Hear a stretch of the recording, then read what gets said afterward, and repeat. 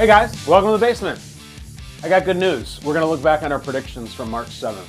Is that good news? I don't know. You and I, we all predicted a bunch of stuff that's going to happen with all the quarterbacks and trades, draft, all that. We put it down. We put it on paper. And we're going to see if it ages like wine. I have the spoiler alert here. It doesn't. It ages terribly for you and for me. We're going to uncork those in a second. Also, big news in the NFC North with one of their quarterbacks. And there's a team that really underwhelmed me at the draft that I just don't know what the deal is with this team right now. It's a really significant team that has really dominated for a quarter century, and now I don't even really know what the plan is. Maybe the fans of that team can tell me. Let's get into it. What I love, what I hate, what's hilarious. Come on.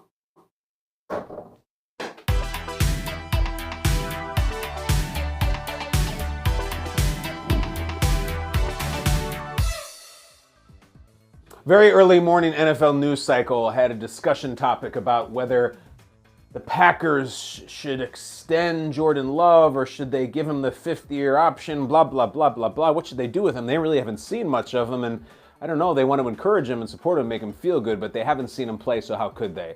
And then just as that thing is starting to peter out as a topic, big news. The Packers and Jordan Love have agreed to a one-year contract extension worth up to $22.5 million. Fully guaranteed $13.5. They extended him. Not the fifth-year option. They straight up extended him. And I think this is really good news. And I like this. In fact, I love this. Because I have talked for 3.5 years about how the Packers deciding to trade up for Jordan Love in the first round was the strangest draft pick in NFL history. Just generationally strange. I still don't understand why they did it. They then watched their sitting quarterback win 2 MVPs. And I'm not going to vamp on that for too much longer because my bottom line is that I fully support and am rooting for Jordan Love really hard. Really hard. Guy did not choose to get drafted by the Packers and has only acted completely professionally for every single second since he's gotten there. When the quarterback he's sitting behind is not only winning MVPs, he is going against the grain during a pandemic. He is doing weekly media appearances on anywhere you could imagine. He is a massive international celebrity at that point. And Jordan Love never said squat, never offered an opinion that would spit in the wind at all against the Packers or Rodgers. Never said after one of these last few seasons, I think it's my time. I think it should be my time. This is my team now. He never says anything. Got to start a game against Kansas City because Rodgers wasn't able to play. They sat Jordan Love's mother in the 5,000th row. Everybody laughed at it, made fun of it, and then they talked about how badly Jordan Love played. Didn't say squat. Seems to be a really good dude. Again, none of this was his choosing. He's just waited and waited and waited. And now I got the best case scenario because A, the Packers weren't going to go for the fifth year, potentially commit $20 million for 2024 to a guy they've seen almost nothing of. And B, if they didn't, Love makes $2.2 million this year and is guaranteed nothing beyond it. He's off in the wind. And there's this take, well, that's great. You don't want that. You can just play really well this year, and then you're a true free agent. Yeah, but what if you are not good? It's a pretty realistic possibility. You might not be that good, and there might not be a line of suitors waiting for you. It's the same Daniel Jones thing we were in a year ago. I don't know. Can this guy play? Can this guy play? I wasn't sure he could. And he has a really good season. Point is, I really, really think my full support, and yours should be behind Jordan Love. He's become a sympathetic figure because he is really a punchline for some of the reasons I already talked about. They're this guy that they drafted for some strange reason and led to the best player they've ever had leaving the team a few weeks ago to the New York Jets. It's not his fault, hasn't done anything, didn't give Rodgers any of his opinions, didn't make the Packers get rid of him, didn't do any of that stuff. Everything you hear about Jordan Love is a great kid, works really hard, he's learning, he's a work in progress. That's awesome. Fully behind him. So I'm glad they did this for him because, oh my God, the emotional turmoil he must go through. I mean, he's been quiet, he's kept his mouth shut, but he's a human being. He's playing in the NFL, and rather he's not playing in the NFL. If Rodgers came back again this year, what's he going to do? He's going to sit for 4 years as a first-round draft pick. First-round draft pick they decided to go up and get. He's got money now. He's got the team behind him. And if they weren't going to give him the fifth-year extension and just a one-and-done, really prove-it year, it's sort of your team. Sort of. Go get him. We're rooting behind you, and we'll give you everything we can. But this is fully saying the Packers saying, listen, we got you. We believe in you. We've watched you. We like you. Go and get it. The thing is, does anybody know if he can play? Do you know? Do I know? We don't. I guess LaFleur has a feeling he can play. He's seen him in practice for 3 years, as much as he can possibly play on the look squad or the practice squad. He doesn't get quality reps. He started a game against the Chiefs a couple years ago. It didn't go well. He did some mop-up duty. It was okay. He made some big plays last year. Now he's going to take over for the Green Bay Packers. It's really unusual because Jordan Love, I think, is number one on the NFL mysteries going into the 2023 year. Number one. Jordan Love, a guy who has thrown 83 passes, is going to take over in his 4th season as the quarterback of the Green Bay Packers. That's mystery number one. Mystery number two, of course, is Trey Lance, who's thrown 102 passes and is maybe going to take over for the Niners. And if he does anybody know if he's good? You want to know what's crazy? Jordan Love, 83 passes. Trey Lance, 102 passes. The third biggest mystery, Russell Wilson, 5,218 passes. Russell Wilson is mystery number 3. Did he just completely lose his powers? Did he completely lose everything he has to do? Is it all Nathaniel Hackett's fault? Is Sean Payton going to turn him back to one of the best players in the league? Because he was unrecognizable last year. 3 biggest mysteries. Jordan Love, Trey Lance, Russell Wilson. That's a hell of a trio. I love that Jordan Love has been paid. We're going to be seeing him on national television. We're going to be seeing him in Lambeau take the field. It's going to be really weird having a franchise quarterback, alleged franchise quarterback for the Packers after we've seen 18 years of one guy and then another 2+ decades of the guy before. I mean, the last time that the franchise quarterback took over for the Packers that wasn't Rodgers or Favre, I mean, I think I was in 6th grade. It's been a long time. It'll be fun to watch. I'm glad he got paid. Rooting for Jordan Love. Still think it's the strangest draft pick of all time. Still think. And if they were moving up for a player, they could have moved up for Justin Jefferson. Still think it's the strangest draft pick ever. But it has nothing to do with him. Rooting for him. He's been paid. I hope he goes and make plays. I think you should too. Let's get to what I hate.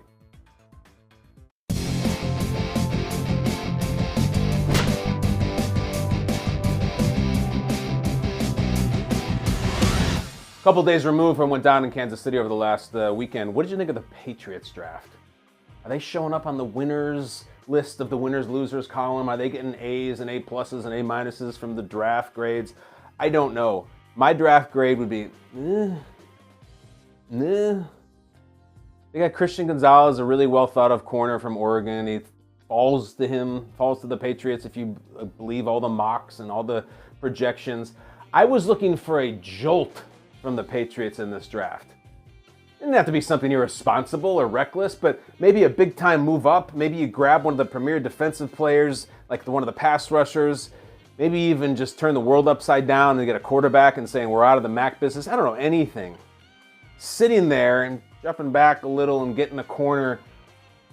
Sure, good pick, good-looking player. Seems like a good kid. I'm sure he'll jump right into that Patriots defensive machine and really contribute. But to what end? What are the Patriots doing in the AFC East this year? I'll tell you what they're doing for sure. They're going to be projected as the 4th team in the division. They're going to be projected by all the draft kings and the Caesars and all those things. They're going to be predicted to finish 4th. Okay? How are they scoring any points? What is their offense? So they lost their leading receiver. They lost their 2nd leading rusher. They're bringing in Juju. They got Ramondre, and they've shuffled around their coordinators. And I'm looking across the table this morning, Good Morning Football, Jason McCourty, who won a Super Bowl with the Patriots, and he's kind of like, I don't know. I just don't know really what this team is. Who's the Patriots' best player right now? Who is the best player on their roster? Offense, defense, otherwise. I think it's Matt Judon, their pass rusher, who's a really good player. Who's on offense? Who's scoring? They're playing the Bills. They're playing the Rodgers Jets. They're playing the Dolphins offensive machine that McDaniel's putting together in year 2. What is the plan here for Belichick? I was underwhelmed by their draft. I feel like because it was solid, and right now in the state of the nation for the Patriots, solid isn't good enough. They got to move mountains right now because, look, Bill has his quarterback, I guess, that he handpicked, and he's sticking with him. He's figured out the coordinator thing after that one gap year where he just let his friends do whatever he want and be an offensive, defensive coordinator, hybrid, whatever. Now Brian's back, great. But then when it's 1st and 10 from the 25 to start the game, what is their offense? It's throws to Juju, it's runs with Ramondre. I guess that's fine. We're going against the Bills and Rodgers and everybody else in the AFC. Never mind, there was a time not too long ago when the AFC East was nothing. That was small potatoes. It was about getting through the AFC playoff games. When are we going to get back there with the Patriots? Is this happening? Is there a next chapter in the Bill Belichick career, a post-Brady success chapter? Because let's just take a look. Brady leaves. They have the gap year with Cam, which was weird. Fine, give him a year. Then you bring in Mac, and you do get to the playoffs. It's pretty impressive. You got absolutely annihilated by Buffalo. Last year was just a weird, sloppy, terrible offensive year. Now we're in year 4. This is Belichick's senior year in the post-Brady era, and this could be a very May thing to say. I just don't see the Patriots getting it done in the East. Tell me otherwise. Patriots fans, are you fired up about the state of the New England Patriots post-draft? And are you fired up to the extent to say, yeah, we're going to go get 10 wins this year? We're going to surprise some people in the playoffs. I can't get there. I don't see it. And I want to see it. A Belichick next chapter is a really cool story. It's entertaining as hell. It's dramatic. But I was hoping for some sort of lightning strike in the draft. Even if it was desperate, even if it was reckless, why the hell not? Swing out of your shoes. I don't know how many seasons Belichick's got left. That's even if they do win. Don't you just want to go down with some bold moves, some empire moves? Getting the best corner there, I'm sure Gonzalez will be a really good player. That's not changing the team. I just don't think it is. I don't think they have the firepower. I don't think their running game is that good. I don't think it's on the San Francisco 49ers level where they can just run the hell out of the ball with McCaffrey behind Kittle. I mean, they have some good players. Who on the team is going up to Buffalo and beating them? Who on the team is going to, on a given day, we got 38 points from the Patriots? I just don't see it. I don't. If the Patriots go 7-10 this year, what's the talk? I mean, is it really time to have a talk to the greatest coach in team sports history, allegedly, and we put him up there with John Wooden and all that? Listen, that's great. I'd take nothing away from it. All I'm saying is, it's time for the Patriots to cook a little bit. You had this main stalwart of your organization, the greatest quarterback ever, and every single year you mattered. And maybe you hit in the draft, and that's a luxury. And if you didn't hit in the draft, who cares? Because you have Brady and you have a few other guys who can play, and you would just figure it out. Now you got to really hit in the draft. They're this brand that we've seen over 20 years. They're like a rock band or a pop group that just sells and sells. Or it's like a Marvel Studios. It's just, you put anything out, and it works, and it works, and it works. It's the most reliable brand in pro football. And now it's like the new products aren't working. And Belichick's up there in front of the big screen on the Steve Jobs stage, and it's like, what is the new products? Christian Gonzalez from Oregon? Sure, great, nice piece. Superstar? No. I don't know if you have any stars. Any. There's no Gronk. There's no Brady. There's no Will Fork. There's none of those guys. Matthew Judon, probably their best player. Devin McCourty's gone. It's just, I hate, I'm sitting here, the state of the Patriots. Again, 25 years of just absolute dominance and dynasties, and it just feels meh. Is anybody going to pick them to finish even second in the AFC East? Is anybody going to pick them to finish third in the AFC East next year? And if you are, why? Is it a blind faith in Bill Belichick and his assistants? Do you really think that Mac is going to blow up and start doing backflips through the AFC next year? Do you believe in that? I want to. I just can't. I hate what they did in the draft. I do. Nothing to do with the corner they picked or any of the picks that came after that. It has to do with the fact that they did nothing nuclear. They did nothing to say, let's look around for a hot second. Man, we have some really good teams and some really talented players in this division. We better do something big and bold. And unless Christian Gonzalez turns into Darrelle Revis right off the bat, I don't think they did it. And I don't see them winning games next year. I hope I'm wrong, but looking at the roster, I don't think I am. Tell me otherwise. Let's get to what's hilarious. It has to do with you and me.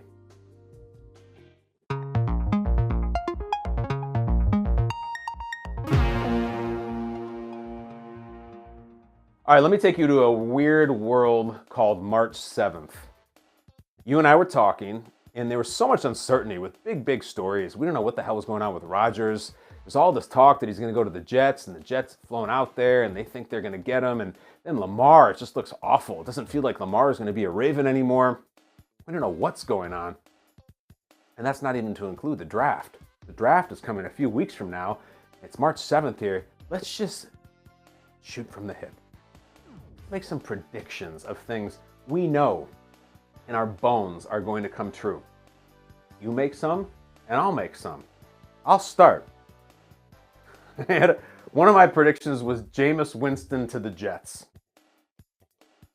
That was more a wish, if I'm being honest, than a prediction.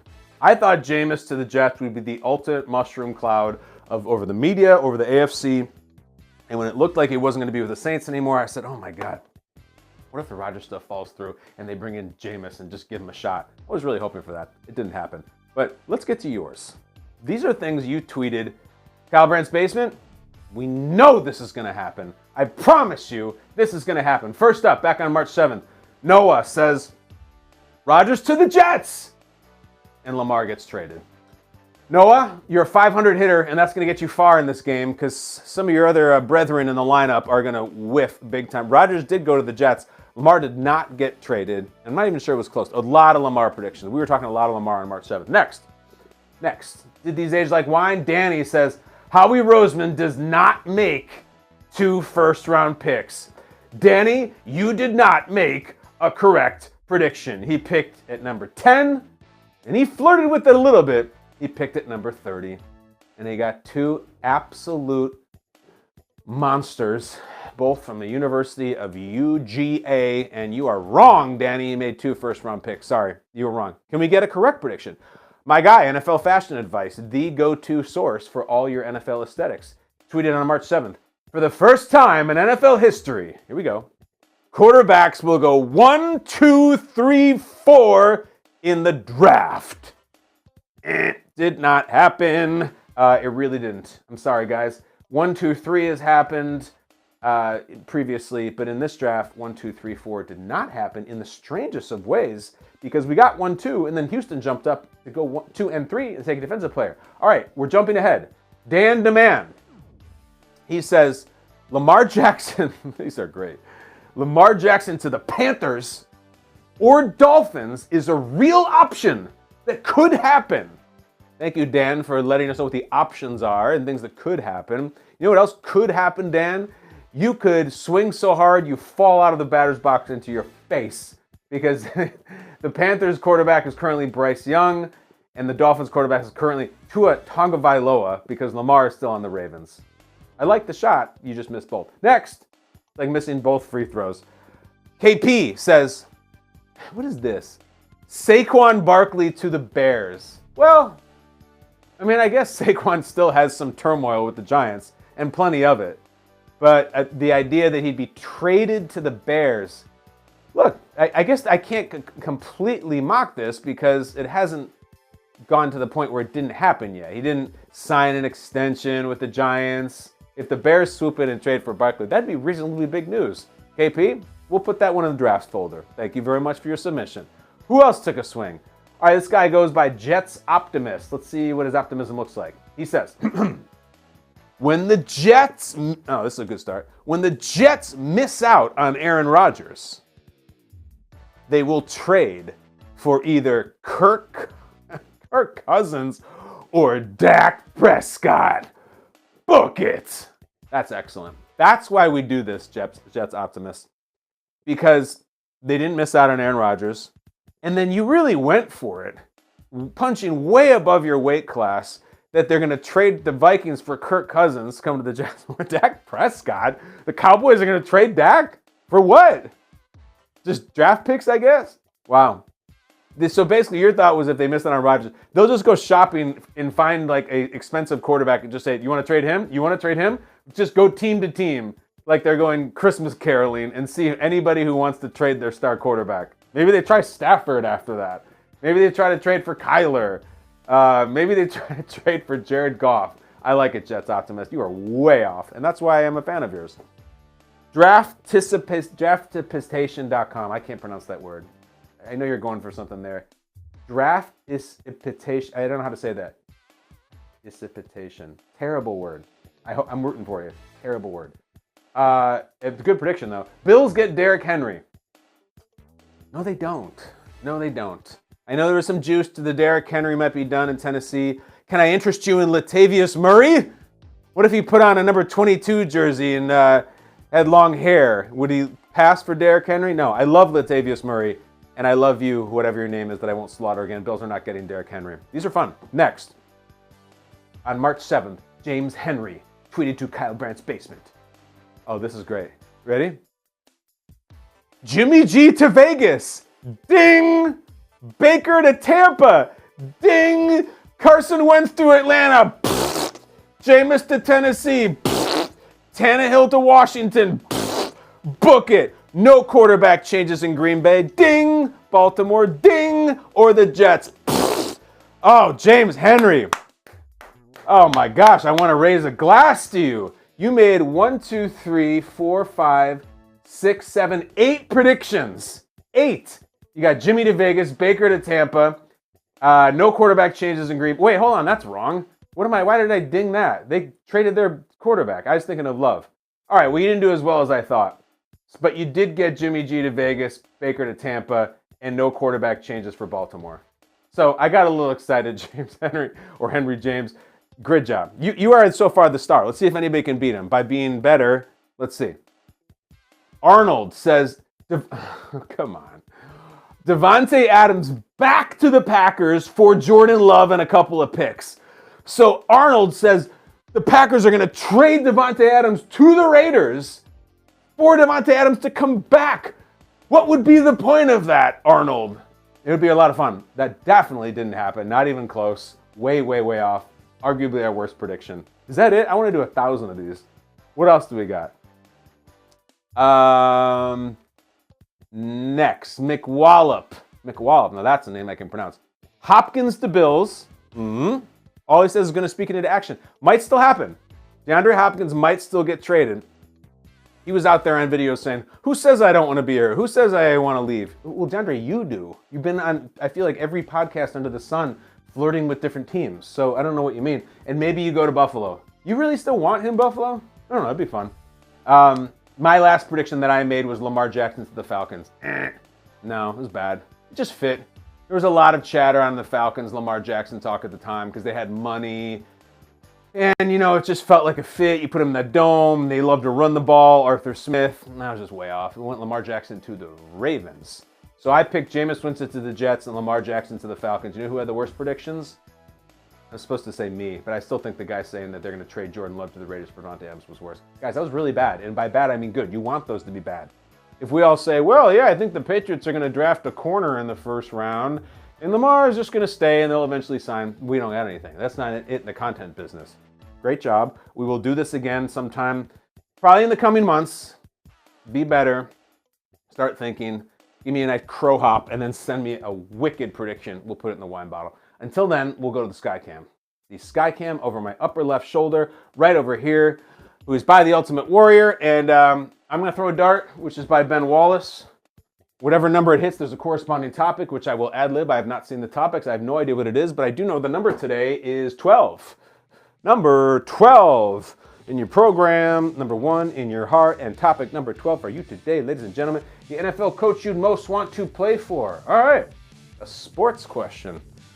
Well, look, there's some easy answers. You know, I'm a big fan of Dan Campbell.